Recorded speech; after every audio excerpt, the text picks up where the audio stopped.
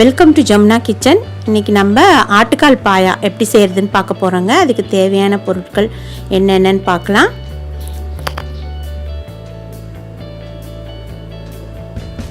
ஆட்டுக்கால், ஒரு ஆட்டுக்காலுங்க. அது நல்லா வாஷ் பண்ணி வச்சுக்கோங்க. தனியா ஒரு 2 ஸ்பூன், மிளகு 1 ஸ்பூன், சோம்பு 1 ஸ்பூன்,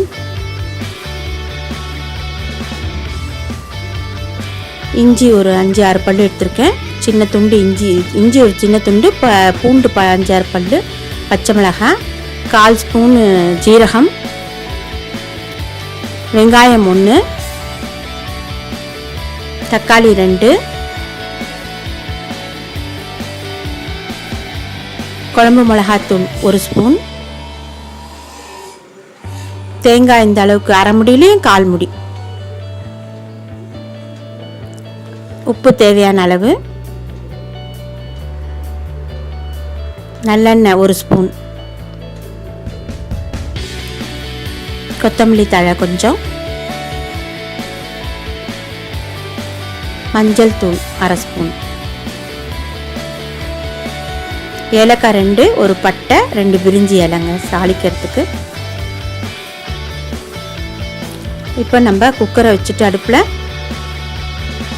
காலை நல்லா கழுவிட்டு மஞ்சத்தூள் மட்டும் போட்டு, உப்பெல்லாம் இப்போ போட வேண்டாம், போட்டு ஒரு 15 விசில் கிட்டக்க நீங்கள் வர அளவுக்கு வேக வைக்கணுங்க. 15 விசில் வரணும், அந்த அளவுக்கு வேக வைக்கணும். தண்ணி கொஞ்சம் கூட ஊற்றிக்கோங்க, ஒன்றும் ஆகாது. ஒரு 3 டம்ளர் தண்ணி ஊற்றிக்கோங்க. ஊற்றிட்டு மூடி வச்சு வேக விட்டுருங்க. நல்லா பாருங்கள், நல்லா வெந்துருச்சு, நல்லா வெந்துருச்சு. இருந்தாலும் நம்ம திரும்பவும் மசாலா ஆட் பண்ணி வேக வைக்கணும். இப்போ கடாயில் எண்ணெய் ஊற்றிக்கோங்க 1 ஸ்பூனு. நம்ம எல்லாத்தையும் வறுத்து அரைக்க போகிறோம். தனியாக போட்டுக்கோங்க.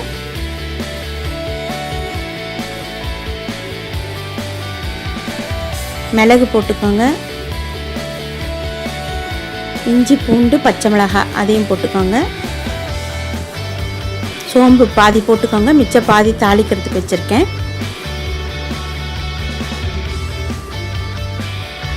தக்காளி பழம் 2 போட்டிருக்கேன், அதையும் போட்டு நல்லா வதக்கிக்கோங்க.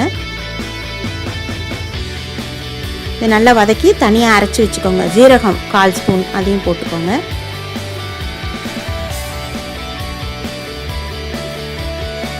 தேங்காய் தனியாக அரைச்சிக்கோங்க, இது தனியாக அரைச்சி வச்சுருங்க. இப்போ கடாயில் இது திருப்பி எண்ணெய் 1 ஸ்பூன் விட்டு பட்டை, 2 ஏலக்காய், பிரிஞ்சி இலை போட்டுக்கோங்க. சோம்பு அந்த மிச்சம் வச்சுருக்கோம் இல்லையா, சோம்பு அதை போட்டுக்கோங்க. கருவேப்பிலை போட்டுக்கோங்க. இப்போ அரைச்சி வச்சுருக்க மசாலா சேர்த்துக்கோங்க. அந்த மிக்சிலேயே தண்ணி ஊற்றி நல்லா வாஷ் பண்ணி அதையும் வச்சுக்கோங்க. இப்போ இது மிளகாத்தூள், குழம்பு மிளகாத்தூள் 1 ஸ்பூன் போட்டிருக்கேன். எல்லாம் பச்சை வாசனை போகிற அளவுக்கு நல்லா வதக்கிக்கோங்க. உப்பு போட்டுருங்க. இந்த ஸ்டேஜில் காலுக்கும் சேர்த்து உப்பு போட்டுருங்க. மஞ்சள் பொடி சேர்த்துருங்க.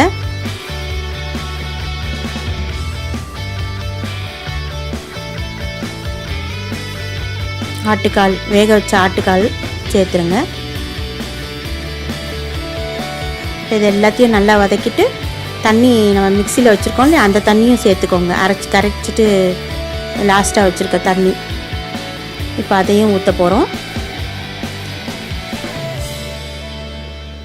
இந்த அளவு தண்ணி தேவைப்படுங்க.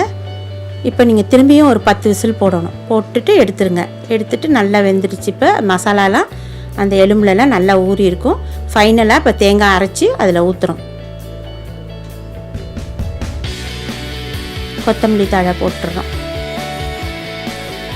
அவ்வளோதாங்க, பாயா, ஆட்டுக்கால் பாயா ரெடி ஆகிடுச்சிங்க. இது இட்லி, இடியப்பம், ஆப்பம், தோசை எல்லாத்துக்குமே நல்லாயிருக்குங்க. ட்ரை பண்ணி சந்திக்கிறேன்.